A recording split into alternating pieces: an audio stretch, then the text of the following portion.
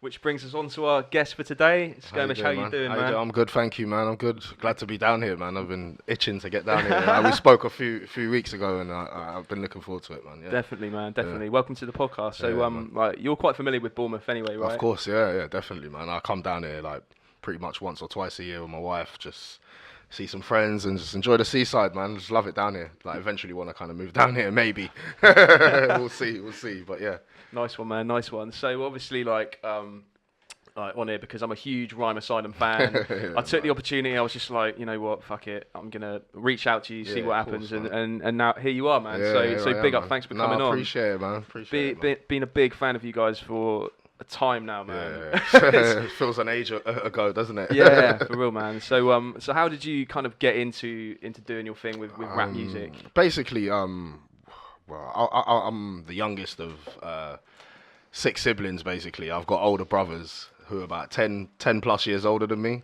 So when I was about 5, 6, 7, they're in their mid-teens and that. So they're deeply into hip hop at the time. Do you know what I mean? So just basically what they were listening to, that's what I kind of took on, basically, like all the old Tupacs, the Biggies, and just things like that, man. Just the commercial stuff back then, anyway. Do you know what I mean? It's mad to think that shit was commercial, though. Yeah, it's crazy. It's crazy. Like, it was huge back then. Like, I lived through it, so I saw it, man. You know what I mean? And it was massive. Like the Ice-T's, Naughty by Natures, and I think Naughty by Nature was one of the first hip hop experiences, like OPP. Oh man, yeah, man. Yeah, you know me. Yeah. And I asked my brother, I was like, "What does OPP mean?" And he had to give me the censored version, obviously. So I was a bit younger, but yeah, man. That's basically much it, really. It's just like my older brothers. Yeah. Kind of got me into it, man. Yeah. Nice one, man. So like, when did you start doing it for yourself? And oh man, I think it must have been like year 10 or something in school. I think Possess must have just come up to me. I was writing slyly on the side, but I was terrible. Awful. I didn't even know how to rap on beat. I didn't even rhyme words properly or anything. Like, it was terrible, honestly. So where did you grow up? Oh, well, I grew up in Africa, basically. I Right. was born and raised in Sierra Leone. Nice, and man. Yeah, I was born and raised in Sierra Leone to the age of about 9, 10. Then Yeah. moved to London in 1994, I think it was. Right. Yeah. So I grew up there, but there's a big, like, hip-hop influence out there, reggae influence, man. Yeah, so, yeah. Big musical influence, man. Like, my first musical hero was Bob Marley. So, Nice. you know what I mean? I did, like, a school talent show as Bob Marley. Yeah, man. When I was, like, 4 or 5 or something Love like it, that, man. man. Yeah, so, yeah, man, there's big influence of music out there, man. Yeah, Ah. so that's where I grew up then. Lived in South London majority of my life. So did you meet Possessed through? Yeah, I met him. We school then? went to school together. Yeah, I've known him since like 1996, 97. So yeah. So for our kind of like younger listeners, Yeah. do you want to elaborate about Yeah. Possessed? Yeah, sure. Cyclone, Rhyme Asylum. Of course, Who are you guys? Basically, well, me and Possess kind of started the crew. I think 2001, 2002. If memory serves me right, I can't really remember. It was a long time ago. But yeah, we started it off and basically met a few other rappers and like we felt were amazing at the time, and basically just thought, hang on, we could build something here. Do you know what I mean? We could get a snowball effect, and we met Cyclone at a Deal Real open mic, which was a big thing at the time back then, because it was the only outlet we had. Internet really wasn't popping at the time. Yeah. And if it was, we couldn't afford it. Do you know what I mean? So we used to go to open mic every Friday night, and that's where we met the boys. And yeah, man. But I went to school with Possess though. I went to school with him. That's where it started mostly. Do you know What's what I mean? that? What's that dude doing these days? Like, To be honest, I don't know. I haven't Enigma. heard from him. Proper. I Yeah. haven't heard from him in quite a long time. So, but I think he's all right, man. Yeah, I think he's all right. that's He's the just main living thing, life, man. man. That's Yeah, it, yeah. I think he's into traveling, so he travels a lot. that's dope, man. Because I think there's obviously like when you have that kind of exposure, there's almost like an expectation from the fans. You know, Of like course, toxic yeah. fandom and all that kind of Oh shit. man, yeah. It's a lot of pressure, man. People at the end of the day, man. It's Yeah, like yeah. doing your thing. So. Yeah, of course, man. Yeah, he's just living life, man. So like the kind of the first, I guess, like the originals of Yeah. Rhyme Asylum, you had like Yeah. Plasma and Leatherface as well. Yeah. State of Lunacy, man. Like Yeah. that album, it's just that's Yeah, man. constant rotation. Oh, bro, man, that was amazing putting that together. That was incredible. It was like the brotherhood and just the things we had to do to get certain things done, and like literally just working mad hours just to like save a bit of money. So how long did it take to put together? I think basically, all right, this is what happened. I think it was the summer of 2006. Right. We were supposed to put out as a vinyl Oh, okay. on Beer and Rap. which is a Brighton label. I don't know if you guys are familiar. I've heard of it. I'm not. Yeah, like, it's been overly rap, familiar with it. and basically it was going to be just a little 12-inch vinyl of a couple songs. I think Stark Raven, Genius, and Lost, and a couple other things. But that fell through basically, and I think New Year's passed 2007. And that's in no way depressing. Yeah, and we're like, God damn, man. It's like, boys, we ain't done nothing, man. We put one song out. So we called a meeting at my house and the living room and everything. And yeah, we're like, boys, we've got to get it done. We have to do this now. Like, we have to make music, man. We got to do it. And literally within 3 months, like, the album was done. Yeah. Do you know what I mean? So you kind of like the kind of driving force behind getting stuff done. I wouldn't say that. I definitely wouldn't say that. I wouldn't say that.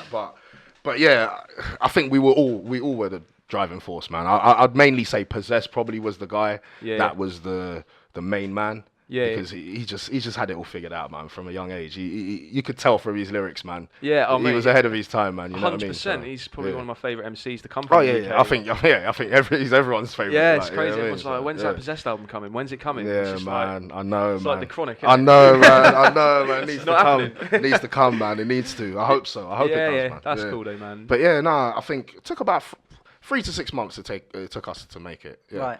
But then it took another year to come out. So, So where did like Plasma and Leatherface come into it?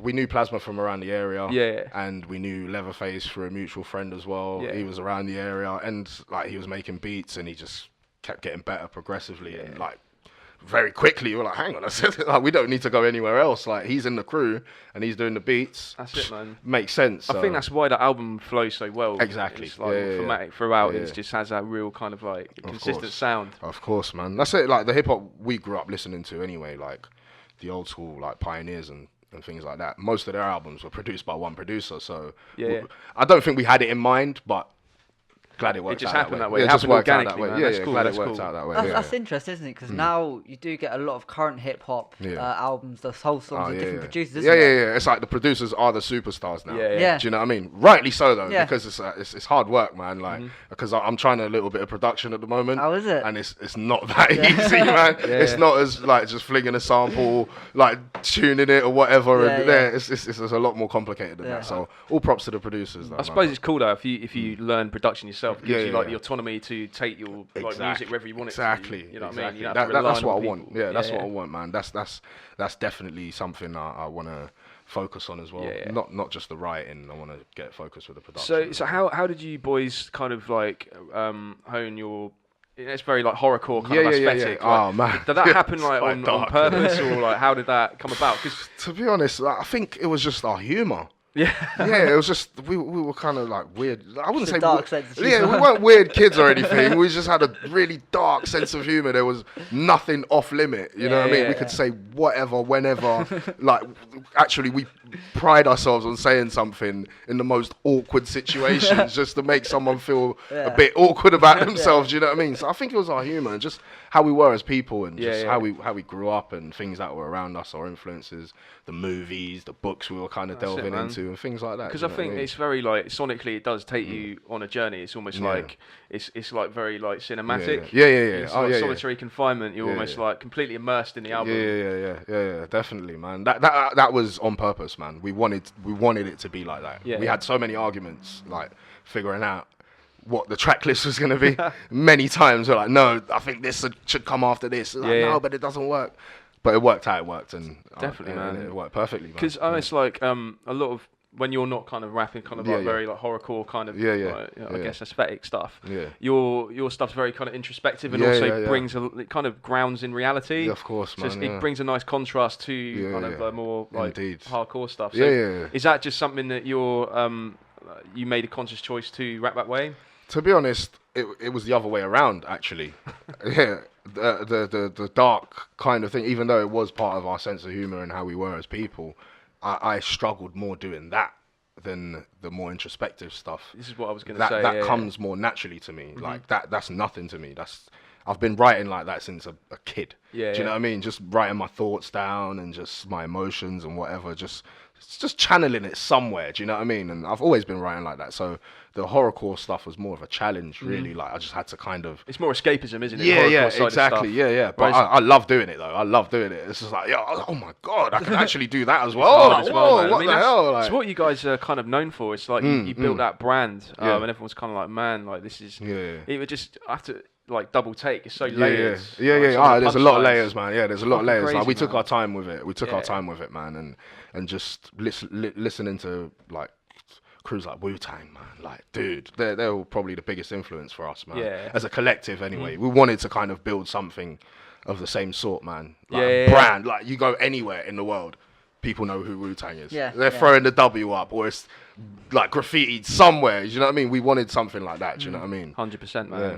So where did the name Rhyme Asylum come from? Oh man, I think it was a combination of Possess and me that thought of the name, because we wanted the word rhyme in it. Yeah. But like we knew we had to have the word rhyme in it, man. It had to. It's like, this is what we do. This is what we are. Yeah, we've got to have that word. And I think he just came up with the word asylum, and it just stuck. Rhyme, and it just flows. It rolls off the tongue exactly. So well, man. And like when we were telling people, they were like, "Oh wow, that's quite a cool name." So we were like testing it out on a few friends, and we're like, "Yeah, I think we're gonna go for it, man." Where did the name like Skirmish sort of come out from? Basically, we were on a bus one day, going to a skirmish. Many times we did, but no. Basically, we were on the bus going to Dilril, the open mic that, on Carnaby Street, that a lot of MCs like used to go to, like Loki and Doc Brown and people like that, like prominent names in UK hip hop. Yeah, man. And we were going there, and I was sitting on the back of the bus. I'm like, damn, I need a new name.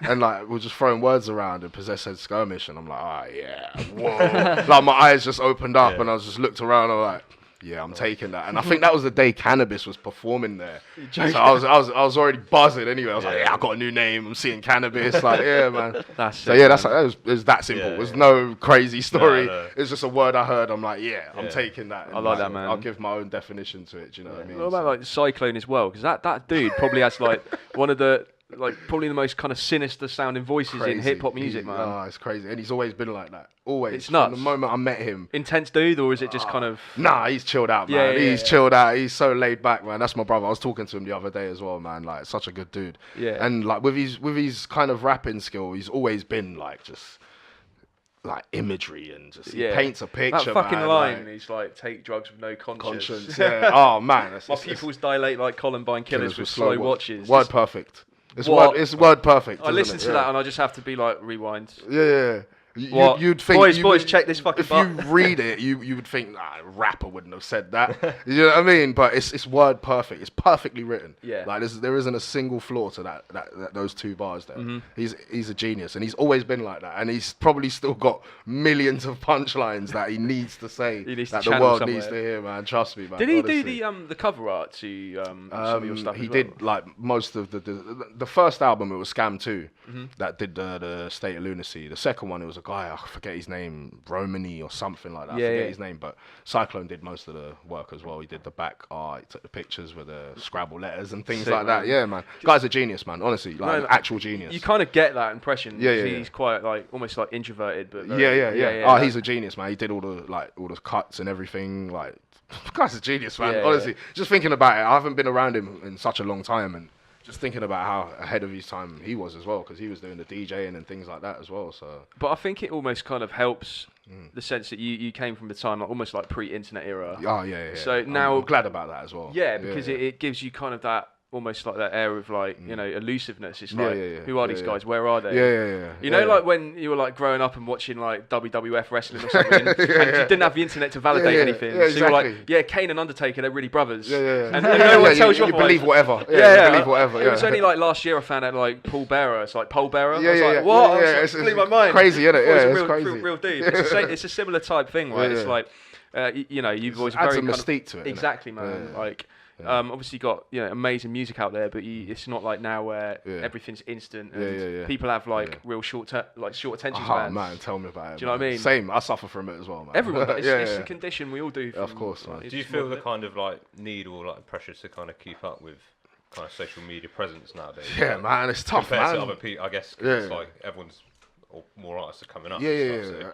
And they're more acclimatized to it. Yeah, definitely. Yeah, exactly. Mate, it gives me anxiety, bro. Yeah, I'm not gonna lie to you, it gives me anxiety, man. Like if I'm trying to upload a video or something, and I'm there and it's not uploaded, I'm like, what's going on? What am I doing something wrong? Like what am I doing? Like, do you know what I mean? It's crazy, it's weird, but you gotta get used to it. It's just the way the game's going, isn't it? You gotta get used to it, man. But just to like give you a bit of background to us boys, so I've been listening to. I came into hip hop when we're probably from like the same similar kind of era, right? Yeah, of course. Whereas Aiden's like a bit younger, so 23, so he came in directly from like metal and rock to UK hip hop. Yeah. So it's been a good journey, kind of educating this guy. Yeah, I introduced him to Rhyme Asylum when we started this podcast, and you can hear him kind of like talk about it in the first episode, man. He was just that's like, wicked, man. Thank you, appreciate it, man. No, it's glad cool. You like it, man. Yeah. Well, like as Tom said, I came in through. I was very much. I grew up on like rock and metal and that sort of stuff, and like punk, and then came into UK hip hop through just hanging with the people I hang out with, and got very much into like High Focus and Split Profits, and that's sort of all I sort of knew, just because it's very the most current stuff at the moment.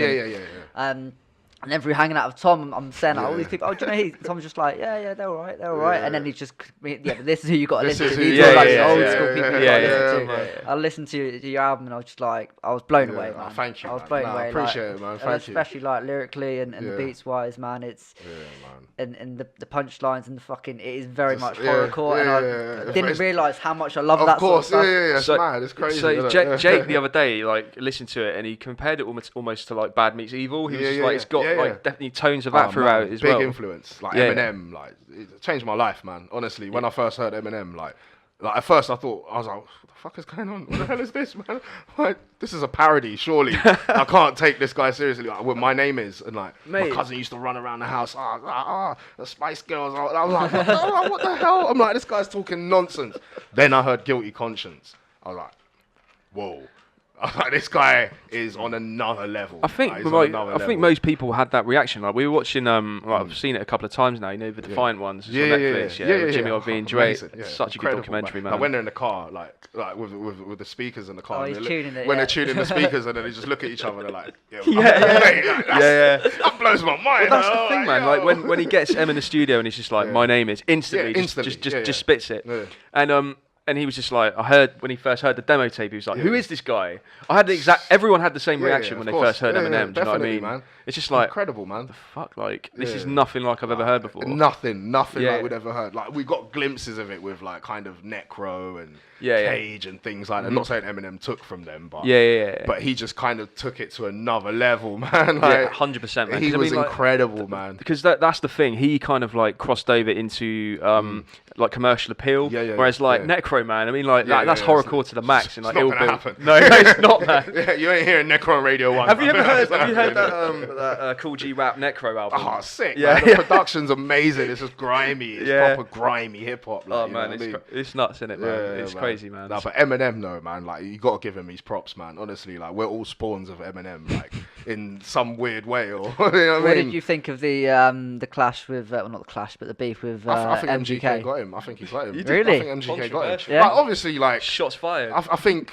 You heard it here first. Technically, as a writer, Eminem will never be matched. Do you know what I mean? But it's a battle, bro. Like, you just diss him, innit? It is, you in just terms take of like the piss sort of out of digs. him. Yeah, just take the piss. And I laughed more at Machine Gun Kelly's than I did Eminem's. Yeah. Like, Eminem's, I was trying to keep up. Yeah. Like I felt like it's too much. It was too much. Yeah, I think he did too much. Yeah, just keep it simple. Keep it concise, to the point. Say your mother's a bitch, and I'm good. Like, you know what I mean? Simple. Do you think as well it sort of has an essence of, you know, like say like for example, you know, you're back in school, and you've got like the big kid and you've got like the small kid, and like the big kid does something, the small kid sort of like comes back with this really good sort of response, just like whoa, like you want the underdog to sort of win in a way. Yeah, exactly. Everyone's rooting for the underdog, man. Yeah. I'm not particularly a fan of MGK. I barely know any of his music, to be honest, but I think he got him. Yeah. I think he got him, strangely enough. Yeah, I think he got him, man. Oh, man. Yeah. So like part of like you guys just kind of, I guess, appeal was like live shows and bringing energy and stuff. And you toured a lot in Europe and stuff. Do you want to talk a bit about that? Yeah, of course, man. For me, I think that's the gift of the hard work. The live shows, man. I love performing, dude. Like, I feel like a completely different person up there. I let everything out, and after it, I'm drained. I'm just like, oh, man. But yeah, man, performing was probably the best thing for me, man. It's just, I got to see different places, dude. Like, I never thought rhyming words would get me across waters and things like that, man. It's mind blowing to me, dude. I'm like, for instance, this, like, when you asked me to come down here, I'm like, why? I'm like just a normal bloke, bro. Yeah, like, I just rhyme words, like, you know what I mean? man. It's mind blowing to me, honestly. Like, I'm just like, whoa. So especially going to like Hamburg, like supporting Dilated Peoples and things like that. And I'm just like, whoa, people know us here. I'm like, this is crazy. I'm just a normal bloke from South London, like with a 9 to 5, like, you know what I mean? People have been like messaging our Instagram, going like, you should like hook up Rhyme Asylum. Yeah, I'm just like, no, I'm working on it. I'm working on it. Yeah, like, it's people from Australia and shit are like, bro, it's crazy to me. It's absolutely crazy to me, man. It blows my mind. I say to my wife all the time, I'm like, look at this. I'm like, how? It was just the other day, actually. Like, this is a funny story.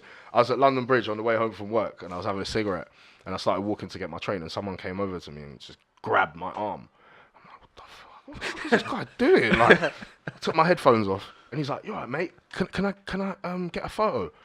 I'm like, of what, bruv? Like, I'm like, of what? He's like, oh, I'm a big RA fan, and then it just clicked all of a sudden. I'm like, oh yeah, I did that. I was like, oh yeah, of course, man, yeah, no problem. But yeah, it just blows. That's like I was saying, compartmentalised it all. Yeah, it's just like I was saying before we started. Back in the head, it's like what? Yeah, I was in. Oh honestly, yeah. I don't. Most of the things that happen, I do not remember it. Honestly, man, so many brain cells have been killed over the years. But like going back to the performing and things like that, man, it blew my mind. Where did you go then? What places? We were in Hamburg. The guys were out in Czech Republic for a hip hop camp. We went to Scotland, Ireland, Wales, like loads of different places, man. Like just meeting people and just, it was real. It wasn't like the internet now where you put music out and you don't have to go anywhere. Yeah. And like most of these rappers, like they've probably never hit a stage before in their life, and they're like massive stars now. Do you know what I mean? So it's like SoundCloud rapper sort of thing. Yeah. Do you know what I mean? But Lil Yachty. we had to go and actually like gain fans physically. Do you know what I mean? Like, that brings me on to a good point, actually. I was reading a Guardian article that you boys featured in 2011 or something. And it's about there's a photo of you in there as well. Selling the CD. That's it, man. Push it, like, you know. I remember that. I definitely remember that. I ain't forgetting that. My mum was so proud of that. She was like, oh my God. Out in the freezing cold, like just selling your CDs and stuff, man. You know what's funny about that as well? That day, I met Royce the 5'9" that day. I gave him a CD outside Fabric. Yeah. And it got to about 10 o'clock and I had to go to work, night shift, literally round the corner. After selling CDs, I had to go to work, bro. Believe it or not, yeah. The grind is real. Oh, it's very real, bro. It's very real. Trust me, man. Oh, nice one, man. Yeah. So how did that come about with the Guardian? I think it was. I'm not too sure if you guys are familiar with Unusual Suspects. Yeah, man. Yeah, like Lord Measle. Lord Measle was the their one stuff that was fucked up. Yeah. Measle and Kruger. Shout out to them, man. Kruger's Don't Flop legend, man. No, absolute legend. Yeah. But yeah, he hooked it up basically. Measle from Unusual Suspects. He hooked it up through some guy he knew, and the guy met up with us, and we did the interview with him. And yeah, it was amazing. Very proud moment, man. Yeah, I could actually show my mum something. I'm like, Mum, look, I'm not wasting my life. Does your mum listen to music? Well, yeah, kind of. She's not really into it, but like. Yeah, she's not really into rap, man. She's into the art of the writing of it. Do you know what I mean? Because I learned a lot from my mum. I used to she used to kind of proofread my first bars. Like, she'd be like, that's grammatically incorrect. Like, you shouldn't say it like that. I'd be like, oh, okay, cool. So you guys like collaborated with some like US artists, like fucking Crooked Eye, man. Yeah, like, man. Former Death Row, Diabolic signee, like crazy. How did that come about? Like, I'll tell you a story on each of them. Yeah. All right. Basically, Go for it. Crooked Eye. Basically, what happened? It was on MySpace.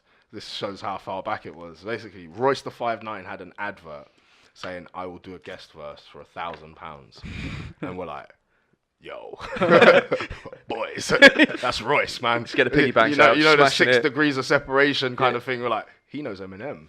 Like, put 2 and 2 together.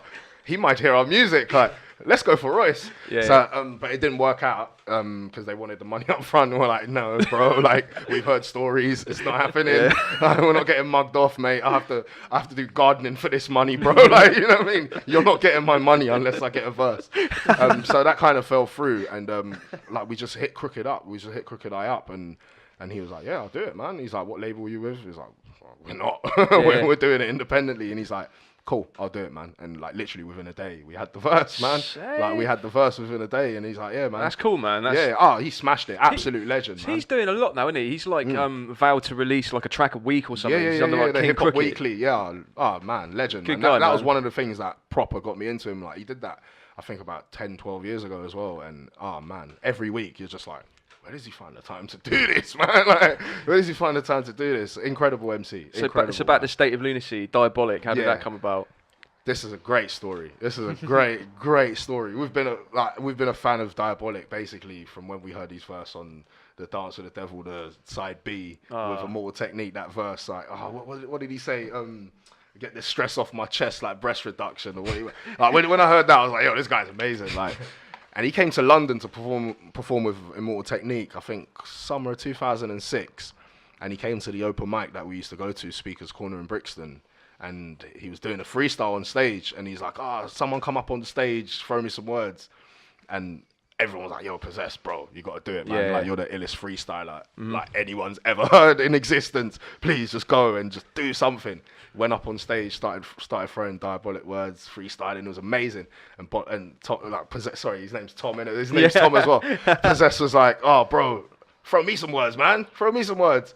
And Diabolic was throwing him words, and he just tore the house down, bro. And he was like, you know what? I'll do it.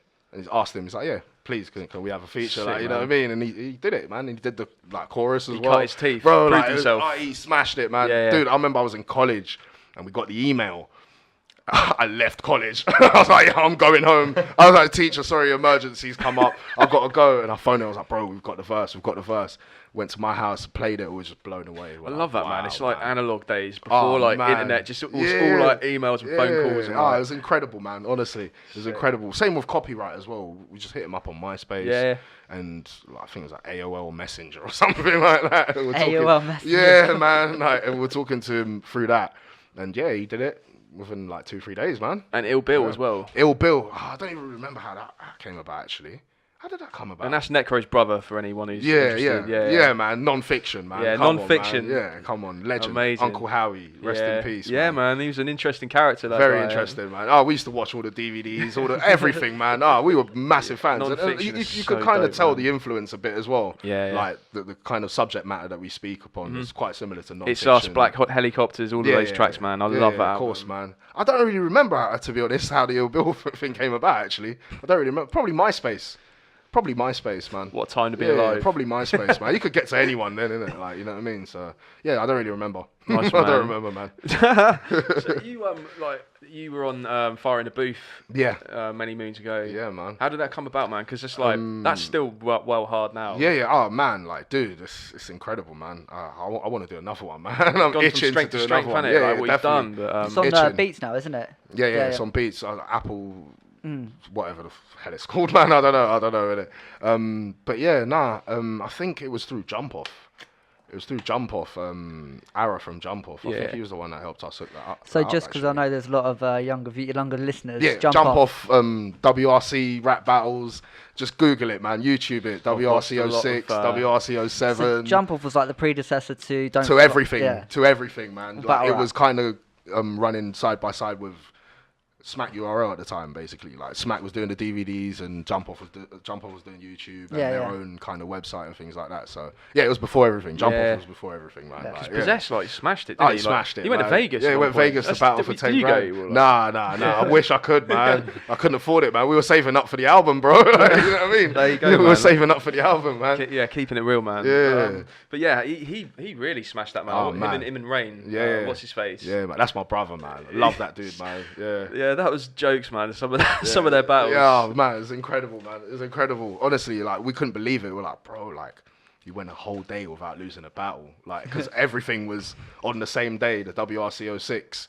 And it was just so immense, man. There's so many MCs, so many battles. You're like, bloody hell, 12 hours, man. Like, you're battling the same dude again and again. It's like, but they smashed it, man. It just came up with so many different bars. You're like, bro, how you doing this, man? Like, it's crazy. You've had 2 slices of pizza all day and Red Bull, and you're still going. Oh, man, you know what I mean? Rap machine, man. Yeah, man. It's incredible. They smashed it. I was so proud of them when they did that, man. Honestly.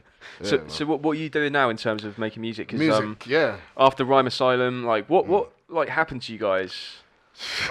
Like, I mean, that's what everyone wants to know. Do you know what I mean? Mate, I ask Being myself candid that and every day. Yeah. To be honest, man, I think like because we've known each other for so long, we kind of just grew apart. Yeah. And like as you do, like you know what I mean. I've known Possess since year 7, man. Do you know what I mean? I don't hang around with everyone I knew from year 7. Of course, man. At the age of 34, man. Do you know what I mean? So Yeah. like. Kind of just grew apart, man. But we still stay in contact every now and then. Like, life just happens. Yeah. Life happens, man. And like we kind of just went our own ways, man. You know what I Yeah. mean? Like for me, musically now, I'm focusing on finishing off my album. I've got an album that I've been working on and off for the past year or so.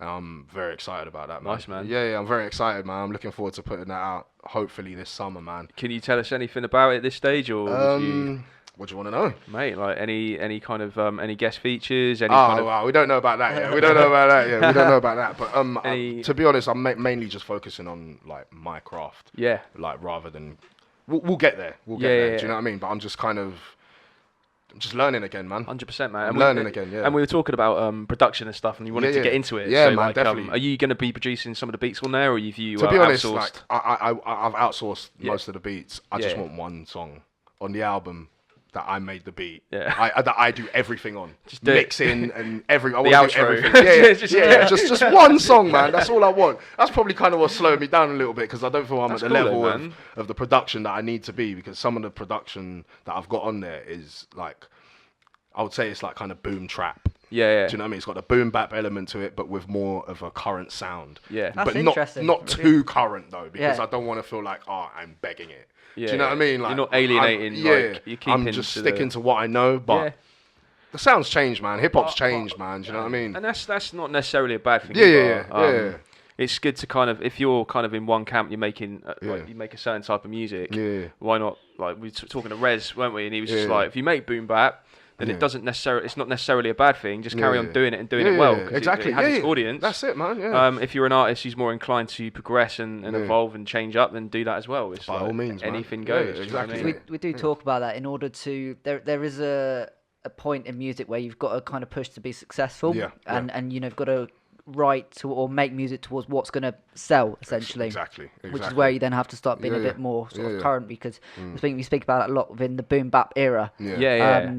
And unfortunately, like it is more like the trap sort of beats that do well and the people sort of buy into it. Of course, I love trap, man. I'm not gonna lie to you, bro. Yeah, like, even though I listen to boom bap and I'm like hip hop purist, I'm not really, bro. Like, I listen to trap music all day, bro. I love it, man. I listen to anything. If it's good and you're saying something, I'm invested, man. Do you know what I mean? I'm with you there, man. Like, honestly, and I like I like the fact that the tempo of hip hop has kind of changed, because back then it was just kind of mainly one kind of like tempo between the 80s and 90s BPMs. Like now it's changed. It's kind of got the grime element to it. It's got the down south element to it in America. It's just all fused into one crazy sound. You know what I mean? But I love it though. I love it. It's so experimental to me. And I love messing around, like messing around with different tempos, writing to different tempos, and just clocking different flows and things like that. Just having fun again, do you know what I mean? It's the most versatile genre of music for sure, isn't it? Exactly, man. We had Raiden on the other day, and his beats are probably about 60 to 70 BPM, but then his flow's quite fast, it's quite punchy as well. Yeah, I love that. Love it, man. And especially if you're saying something. Like, man. Because when we were growing up at that time, it's like when you hear someone with a double time flow, for me, I automatically just switch off. Yeah.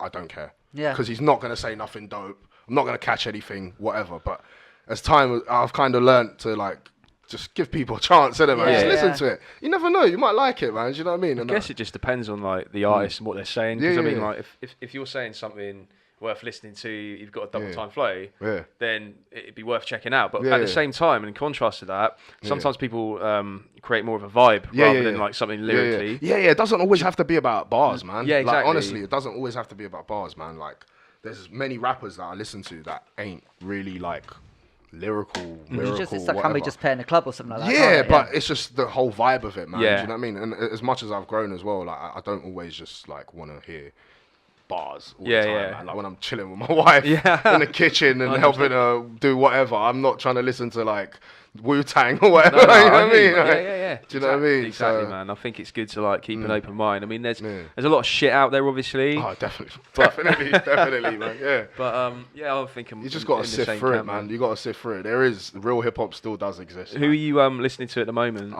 Matt, bro, this week I've literally just been listening to Nipsey Hussle. Yeah, like, R.I.P. man. Like, rest in peace, Nipsey, man. That literally broke my heart, bro. Like I've just been listening to Nipsey this week, man. Yeah. Like he was incredible. Like from when my friend showed me his Crenshaw mixtape about 7 years ago, I was just like, wow, this guy's incredible, man. He's got a message, and it's just honestly such a shame, man. Such a shame. Switched on, wasn't he, as well? Yeah, man. Really... It was more than just the music for him. It was more, like literally was this Tupac's generation, man. And he lived long enough to actually make a difference. Do you know what I mean? As Tupac didn't, but just spoke on it, but didn't live long enough to kind of make that change, unfortunately. But Nipsey kind of was a little bit older than Tupac and kind of lived to make a bit of a difference, man. And I just hope that wasn't in vain.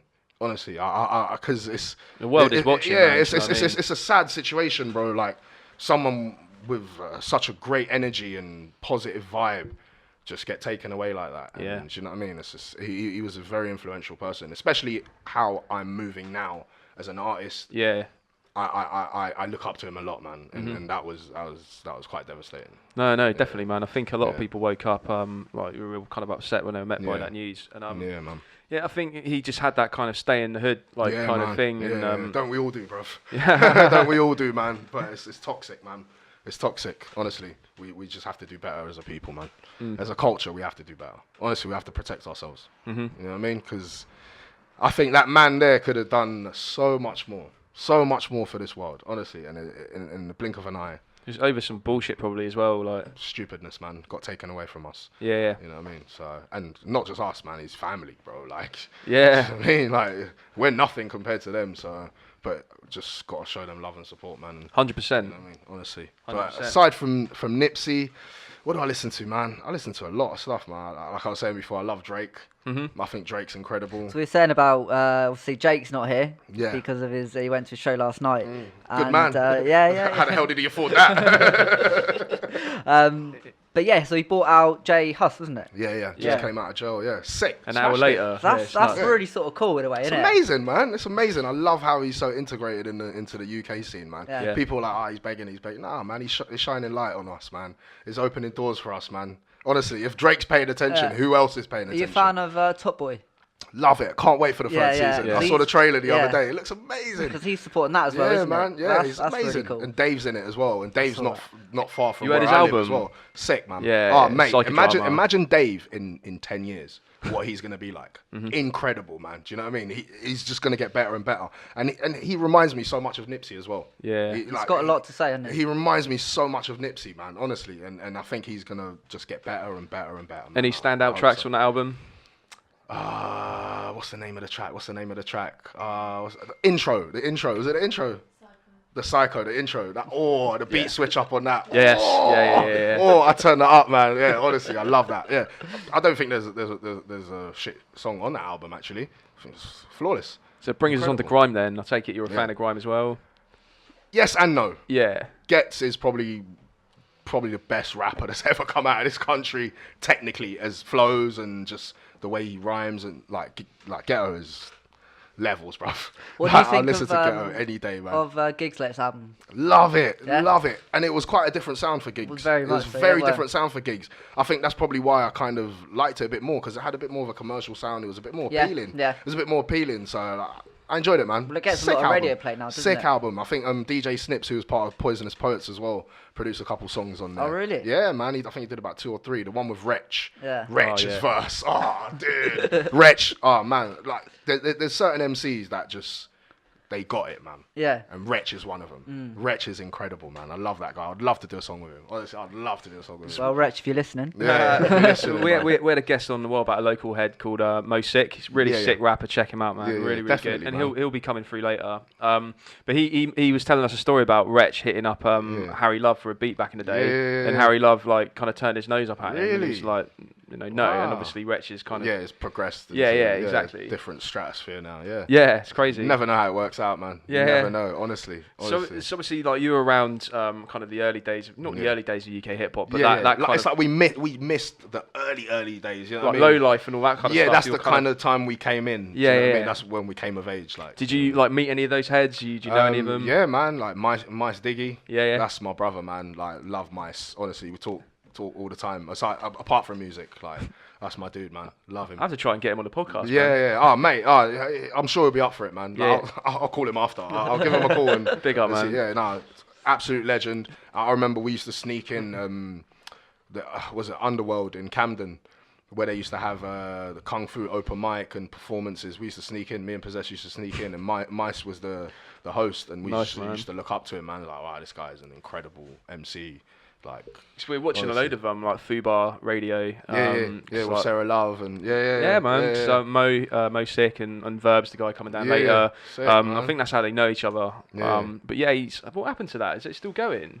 To be honest, I think I'm not too sure. I think it just went off air. Like, I don't know if they're like changing it up or something, or it's gone. I'm not too sure, to be honest. Nice, man. I'm not too sure about that. But all those like Low Life times, like we've crossed paths with Chester P, Farmer G, Kalashnikov, and Jest. Jest is like probably my favourite ever. Yeah. Like, out of UK rappers, he's my favourite, man. Same. Yeah. Just like that Return of the Drifter album changed my life, man. When I heard that, I was just like, wow, like this guy's like the white Nas. You know what I mean? He's next level, isn't he? Yeah. I see on Twitter recently the sort of brain tax.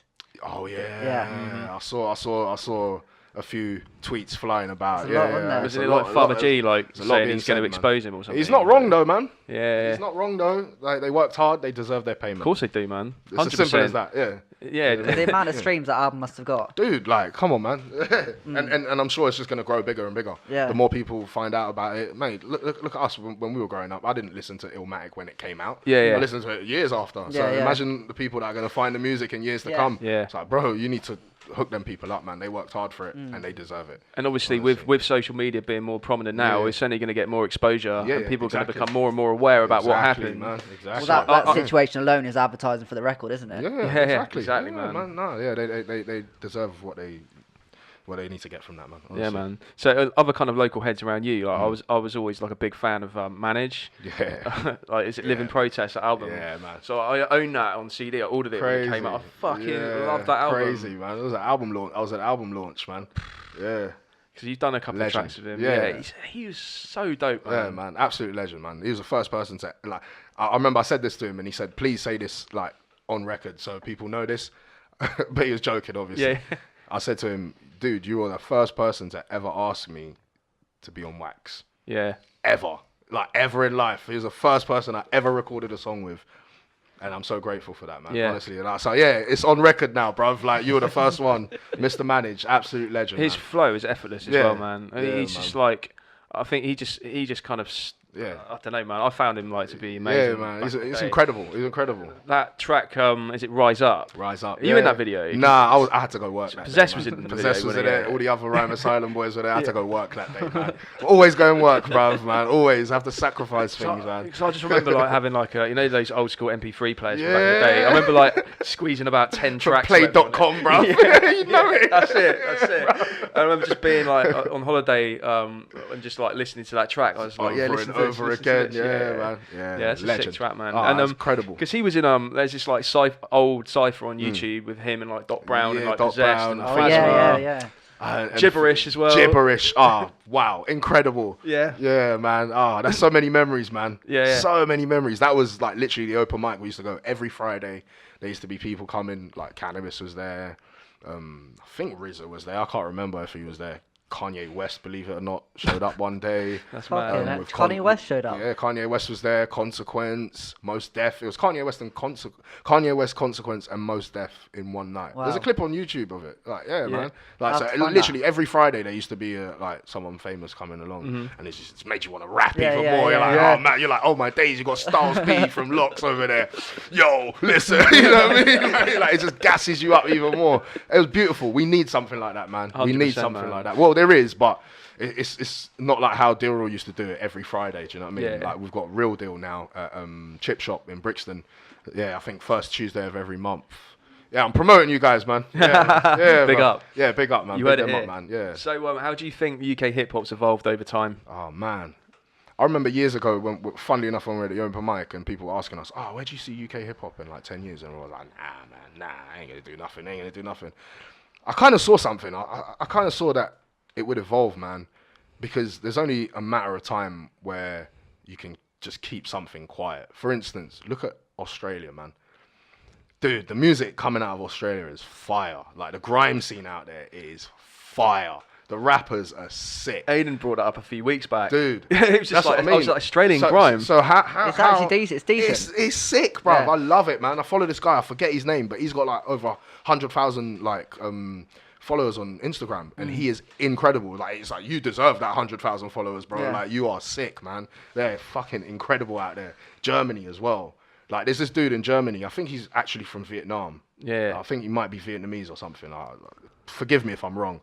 I don't understand the friggin' word the guy's saying. Doesn't matter, man. He is amazing. His flows, his cadences, everything is just, it's beautiful, man. Honestly, I love it. And I'm glad that the UK kind of stepped up the time it did as well, because I think we weren't ever really taken seriously as the world view kind of looked at us. Like we were just, oh yeah, they're just copying the Americans, like whatever. But I think we've got an identity now. That's through grime, essentially. Yeah, innit? we've got an identity yeah. now, and I'm glad. Australia, they're getting their identity, and so many other countries. I just want to hear hip hop from all over the world. I man. love that, man. Yeah, I love it, man. I love it, honestly. We talk a lot about French hip hop. French, man. Come on. It's where man. it's at. Yeah. Come on, man. French hip hop is the one. They know. Yeah. Now they actually know, like, hip hop. They ride a beat effortlessly, man. Differently. I always talk about that film, La Haine, as well. Oh, classic, man. Sick, Absolute innit? classic. Absolute Yeah. classic, man. Very, very influential growing up. Canado, Senor Canado. Good. French hip hop is sick, bruv. Yeah. Their production is levels, man. They know the sound. They just know what to do. They execute it perfectly. Well, it's like the actual language of it. It flows with the beat, doesn't it? Effortlessly. It Without flows even a with it. beat, it flows. Do you know what I mean? So if you put a beat on it and just the trippy flows Yeah. and just man, it gets me going, man. Honestly, I wish I could speak French, man. Yeah, same, man. Or understand it. Do you know what I mean? That's kind of it for me. I'm like, oh, this sounds amazing. I wish I knew what the guy was but I haven't got a saying. fucking But you clue. could tell the skill, though. You could tell the skill. You can still enjoy it, can't you? Exactly. Without It's just really sonically pleasing to the ears, isn't it? man. Just like, It's like, mate, when I was younger, my dad used to listen to like Julio Iglesias, bro. And I don't understand Spanish, but I love it, man. You know what I mean? I love Julio, man. He's amazing. Like, even sample some of his music now. Like, you know what I mean? nice, He's man. sick. He's sick, bro. Trust me. So that's a good segue actually, like sampling. So obviously, Yeah. like we talked about like the themes throughout both State of Lunacy and Solitary Confinement. Yeah. And so how did you go about like picking some of those out? Was it all just down to the producers who worked on it? Yeah, pretty much. Yeah. Pretty much. Was yeah, it just pretty like much, here are the man. beats, just do what Yeah, you can? pretty with it? much. Well, like Leatherface. So the first album was mostly, it was all just him. He would just make beats. He would just lock himself away, make beats. He'd be like, boys, I got a couple things. Listen to them. And like, we'll just pick the ones we think would kind of complement our bars the most and what we could like kind of make the best song out of. Yeah. Rather than just, it's a cypher. Like, you just put a beat on and one man's rapping after the other. We kind of wanted to make it conceptual and just give it a bigger and grander feel to it. Do you know what I mean? One of my favourite tracks of yours isn't on either of the albums. It's Deranged Division. Oh, bloody hell. Yeah, man. Apparently the man in me is mentally man, ill. I remember that. I was just remember that session. I nearly mashed the mic up, screaming so loud. That This is... is the smallest like mic booth. Could barely fit in it, bro. Like, literally, man. someone's closet, man. I'm just there, like, I'm like, yo, apparently the man. Yeah, that track, if you haven't heard it, people, check it out. It's Yeah, you can man. find it on YouTube. Deranged Division, Crazy. just absolutely insane. Because it's the original lineup as well, isn't Yeah, it? it's the original lineup, man. The five of us, man. I Yeah. miss them days, man. Because you had the you had obviously like the two albums and you had an Yeah. EP as well, the Yeah, Overdose EP. Yeah. Do you have any? Is there any other kind of unreleased stuff out there that? I don't know if it's out there, but there is unreleased music that I can never get my hands on, to be honest, man. Yeah, If yeah. anyone can get chemo. Chemo. He's got them. Where is he at the probably got moment? them. Isn't he like he's out of the country. I was going to say, He lives in the Far East. Yeah. Lives in the Far East. But I don't know where the music is, man. But there are 2 or 3 unreleased songs that we were working on for the 3rd album. Yeah. But because your music is like quite hard to get hold of in like hard copy format. Yeah. Yeah, because I was just looking at the on vinyl, like the lowest on Discogs. Yeah. The lowest mint copy. Yeah. £100. For our vinyl. Yeah. Look, Are you actually kidding me? That's insane. Yeah. You see what I mean? That blows my mind. That blows my mind. And then you've got the State of Lunacy CD. Because I remember, like you said about the article, what you were selling those for, like a £5 or something like that. £5 on the streets. So mint goes for 30 quid. That's insane. That is insane. I got a few around the house. I'll send you guys some. Oh man, yeah, I'll cool, send you man. guys some. Appreciate Honestly, that, I didn't even think. Like, I don't know where they are at the moment. Like, don't even think, man. Don't worry about it, mate. Honestly, that's sick. No, I'll send some for you guys, man. Definitely, man. Thanks, man. That's insane. Yeah. That's crazy. Why? What's wrong with you people? That's mental. That's actually made my day, man. Honestly, that's mental. Wow. Well, I think it's just the fact that it's obviously it's I suppose it's kind of the fact that obviously there's nothing else really is there wasn't any sort of subsequent albums after that. It's like the Grail, isn't it? Just probably having a good thing we didn't get back together. You know what I mean? Just leave it at that now. That's it, man. Go out with a bang, innit? Rare artifacts. Yeah, just like, I need it. I need that. Yeah. That's sick, man. That's sick. So how many of those records were pressed? I think 300. I think only 300. Yeah. Wow. I've got one like at home in the living room, battered to pieces. I was damn. I wish I put it in a plastic sleeve. Yeah. Absolutely battered. I definitely wish I put it in a plastic sleeve. I might have to sell mine.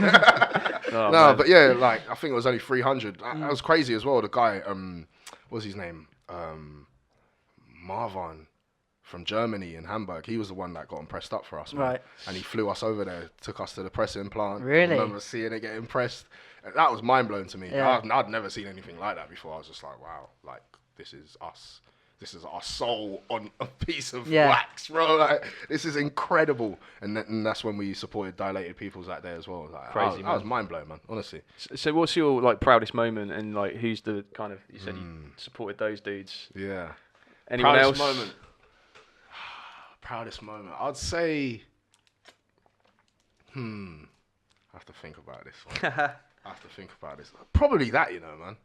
Probably the Dilated Peoples one, man, because they were like quite big, man. Yeah, man. I love Evidence, man. Obviously, we know more Dilated Peoples stuff than the general public, but worst come to worst, my people's that was man. That was near enough commercial in like 2001. So Alchemist produced that. Yeah, do you know what I mean? Like, so a lot that used to get played on MTV Base all the time. So a lot of people know who Dilated People were. And when I used to say to people around my area, like, oh yeah, I'm going to support Dilated People, they're like, what? Yeah. The little like guru crazy part in that song as well. Yeah, legend, man, absolute legend. So yeah, I'd probably say that because people know who they are. I'm like, oh yeah, I'm going to support so and so, and then where I don't know who that is. Where you performed?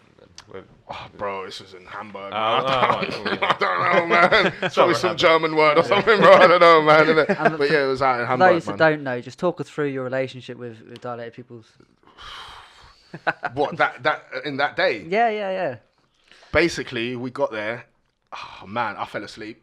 I was sleeping in the venue before we like during sound check. I fell asleep. I was knackered, man. Had to leave like 3 a.m. to go catch a bus to go to Gatwick Airport to get a plane there. I was knackered, so I fell asleep and I think their DJ Babu was doing the sound check and everything, and I was just like, I woke up, it was quite loud, and I'm just looking at him. I'm like, why is he doing all of that? I'm like, we don't do that as sound check, bro. Like, I started looking at the boys. I'm like, what's he doing? He's literally walking up to every mic and like, this is how you learn though. This is how you, like when you experience these things, this is how you learn. So I'm thinking like, boys, we ain't been doing sound check properly like ever. Like, because he's going in, he's checking every speaker in the venue. Like he was killing it. So got chatting to him, like giving us a few pointers and that. And was the Irish Science, dude.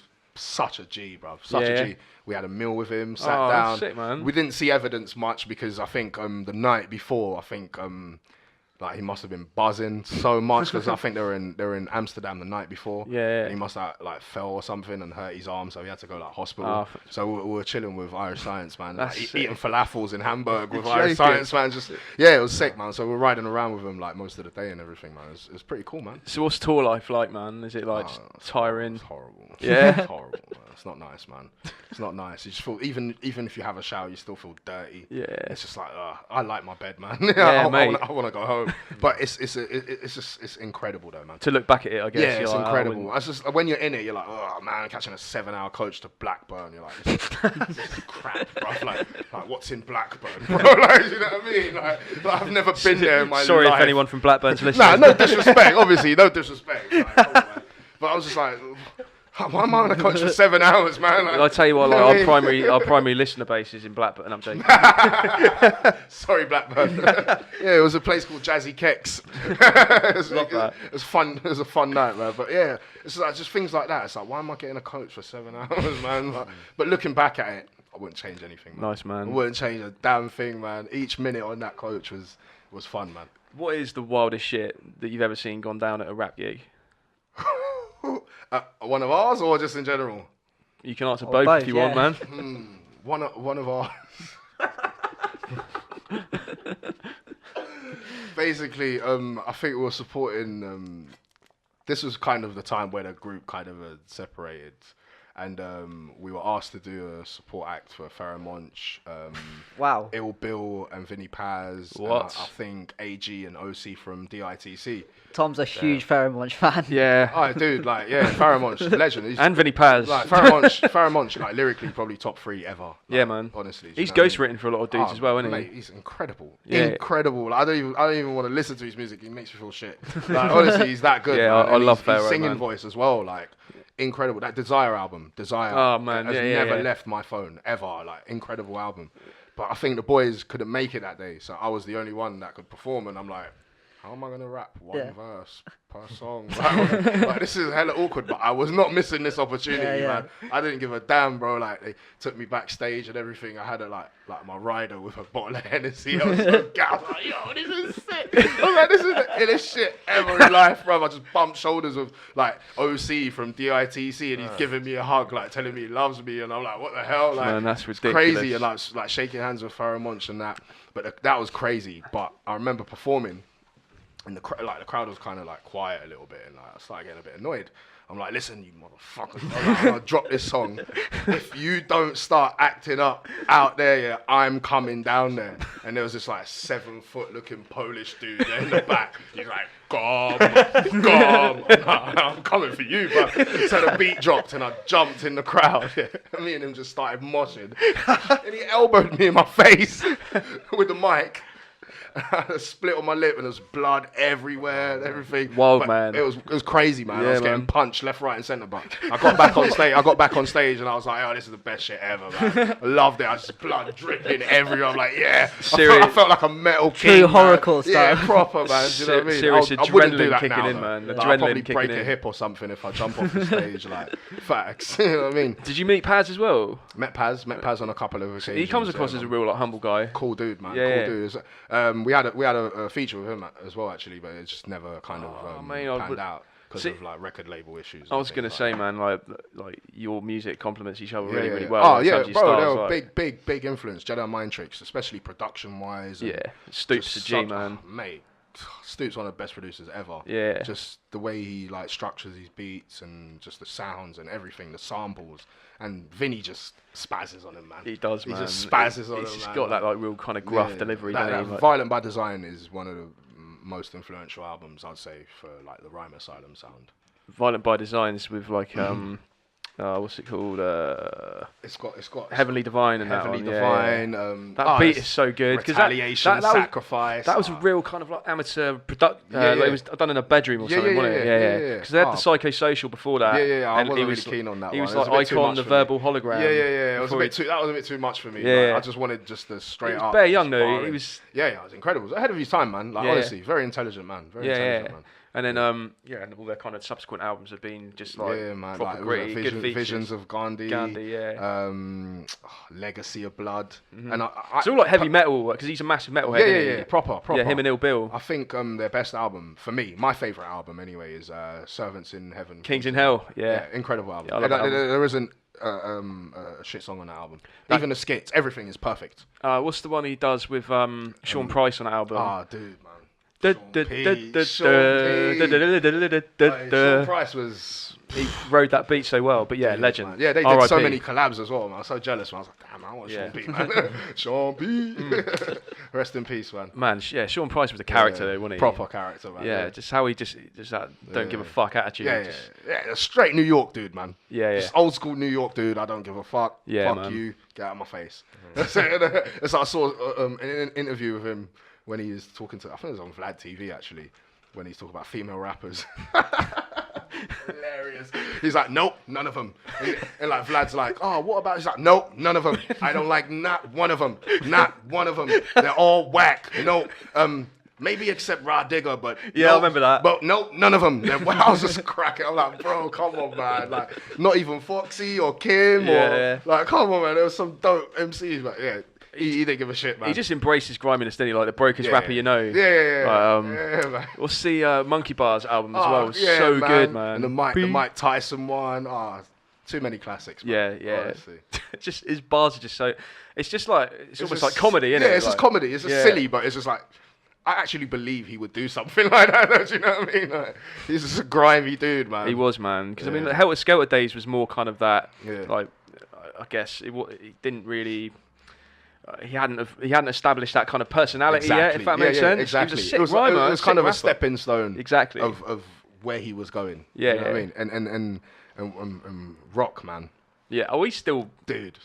I was so happy, bro. Like Cy Philly from For Life Cypher hit me up one time a few years ago, and he's like, "Bro, I got this song for you to do. If you're on it, I got rock on it from Helter Skelter." I'm like, yeah. I'm like, I ain't even heard the beat yet. Yeah, I'll do it. I don't care. Like, he's like incredible MC, man. We talk about like voices in rap music, so you don't necessarily have to be like. Well, he's an amazing rapper anyway, but you can be really like good at writing bars and delivering them. But if you don't have that voice, I'm kind of like. You need that voice, man. You got to practice and just. You got to learn. You got Rock is a good example of that. Dude, Baritone's like. Just he knows what his voice is meant to do, and he does it, man. Yeah, man. Did you ever hear that track by a producer called Meticulous with R.A. the Rugged Man and Rock on it? Probably. So I've got the vinyl down there. Probably not. It's called Body the Beat. Oh yeah. Yeah. I'm sure he bodies it.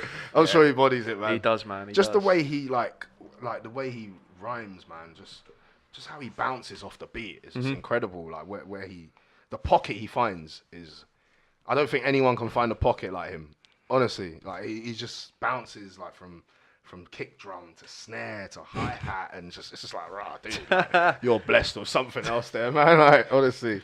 Nice one, man. Nice. Is there anyone, before we kind of wrap up and stuff, is there anyone you want to like anyone you want to big up? Cool. Yeah, man. Shout out. I'll big up all my boys, man. You know what I mean? Off the Boat Records is part of a record label that I started with some friends of mine. That's where I'm going to be releasing most of my stuff. Nice, man. All of my stuff. Keep us in the loop. Off the Boat Records.